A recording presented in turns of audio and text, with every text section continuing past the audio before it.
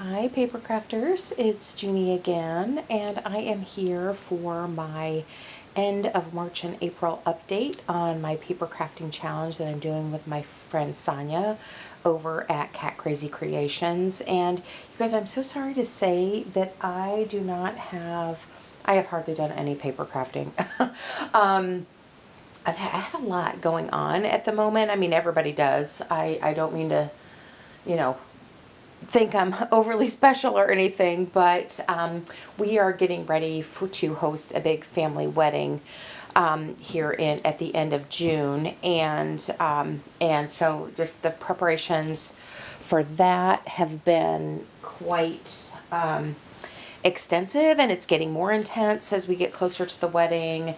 And also, I have needed to do quite a bit of, I've been doing a lot more cross-stitching than paper crafting because of my, some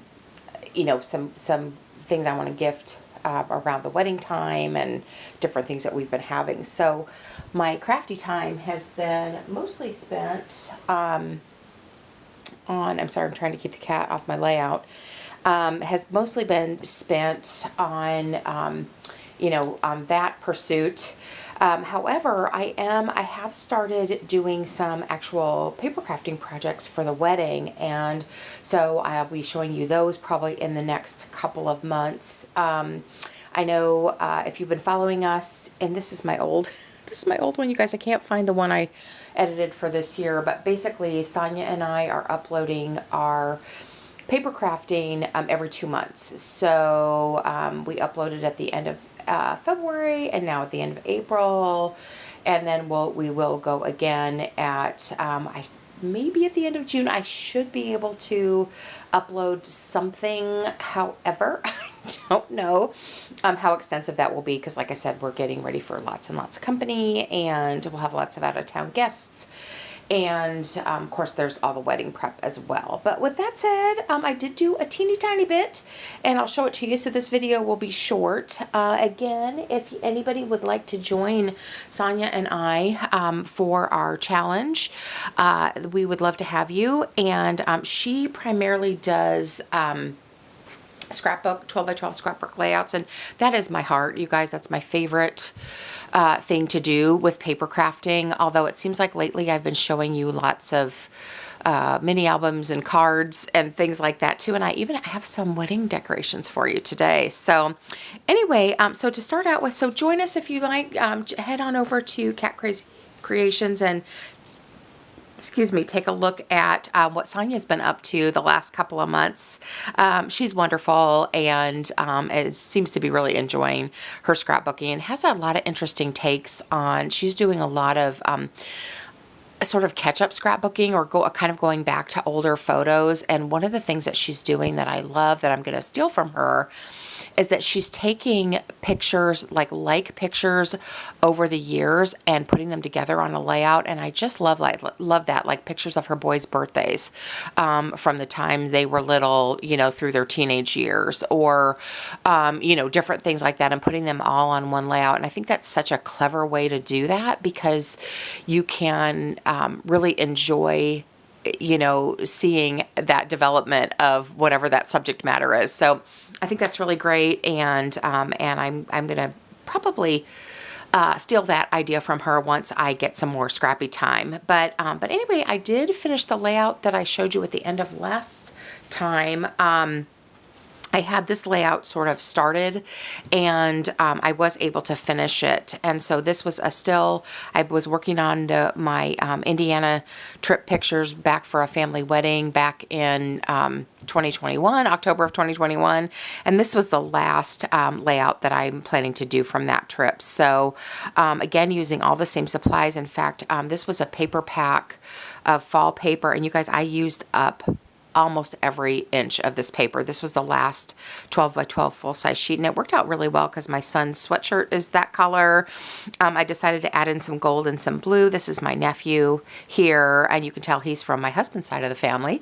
But we got to visit with some of my husband's side, some of my side, when we were back home again in Indiana. So, but anyway, so that's how this one turned out. Super simple, just some layering, and I've been really enjoying. I've been digging into my old, remember, 15, 20 years ago when we all bought every paper flower that was ever manufactured.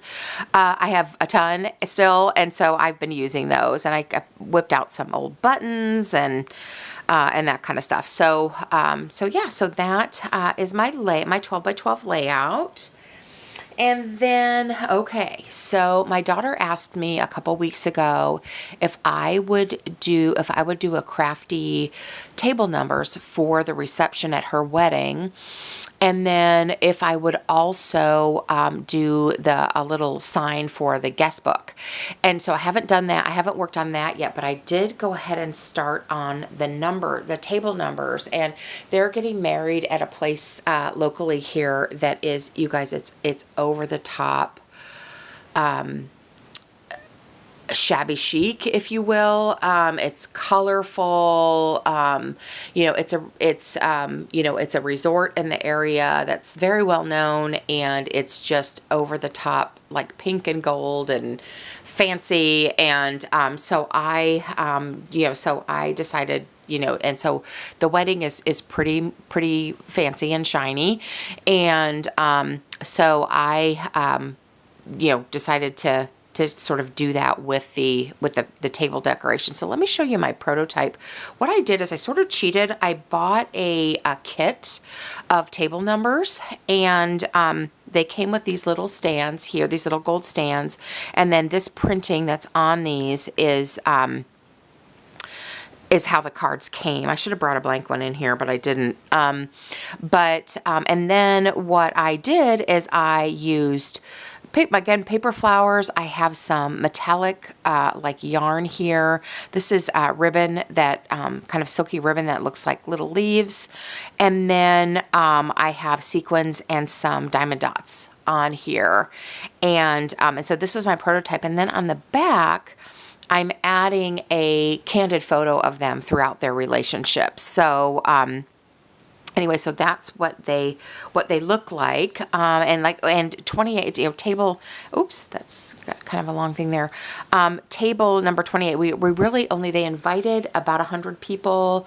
We think we're going to have 60 or so that actually come because we live really far from our family.